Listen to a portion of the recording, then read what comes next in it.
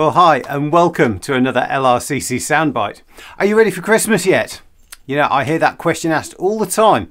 The answers are usually varied. Well, I've bought everything. Some people say I've just got to wrap it up, or I think so, which usually means that I think I'm kind of getting there.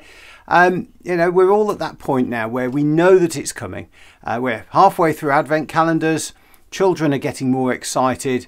And in my case, I'm not quite sure how I'm going to fit everything in. But I know we're up against a deadline. Christmas Day isn't going to move for me just because I'm not ready. So somehow I know I'll be ready. Many of you probably know that be prepared is the motto of the scouting organisation. It's good advice.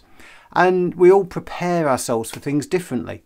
Some of us like to be prepared well in advance. You know, the turkey's already ordered, maybe even in the freezer, along with other food. Maybe our drinks cupboard is already stocked.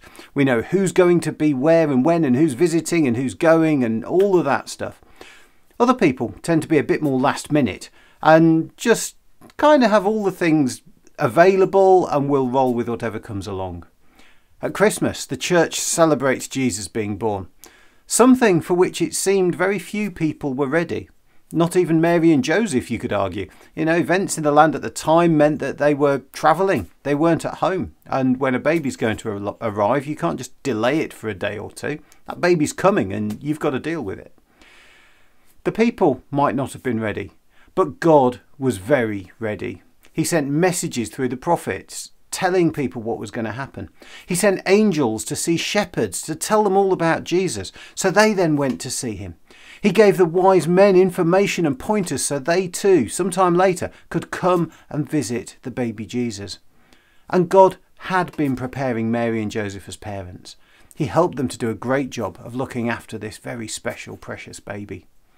Jesus wasn't the only baby in the story either. There was another baby born several months earlier to one of Mary's relatives. Her name was Elizabeth and the baby's name was John. Later on in his life, he would come again before Jesus and help people get prepared for what God was going to do through Jesus. Being ready for things means that we need to have some understanding of what's happening and what that means for us. If you'd like to explore something of what the birth of Jesus means for us today, then do get in touch or pop along and see us. As this is a special time of year, there's not just coffee, cake and chat on a Sunday afternoon from 2 p.m. At 44 Lindbergh Road, but we've got a couple of other special things happening as well. On Wednesday night, the 15th, BBC Radio Suffolk are going to be playing carols on the radio for us to all sing along from 6 o'clock. It's called Doorstep Carols. We'll have the gazebo up at 44 Lindbergh Road and we'll have lots of hot chocolate and mince pies for anyone who wants to come along and join us. We'll also have some activities if you've got any children with you. And then next Saturday the 18th at 2 p.m. we should be on the green at Malcolm Road, just off Lindbergh Road.